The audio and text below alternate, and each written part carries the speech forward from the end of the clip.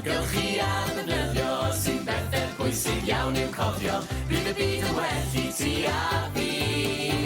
Ailgylchu a ddefnyddio, bydd y byd yn werthu ti a fi os nawn ni gyd ailgylchu.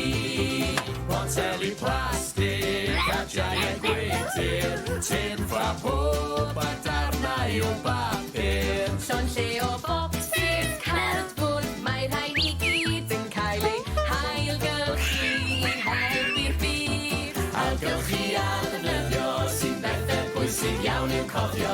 Bydd y byd yn werthu ti a fi. Ailgylchu a ddefnyddio, bydd y byd yn werthu ti a fi os nawn ni gyd ailgylchu. Taflu hefyd llad, wel dyna Jenny, felly i'r siop elusen amdani. Mae'n llawer gwell ailgylchu na thaflu i'r bin, felly cofiwch chi y geiriau hyn. Ailgylchu a ddefnyddio sy'n bethau pwysig iawn i'w cofio. Bydd y byd yn werthu ti a fi.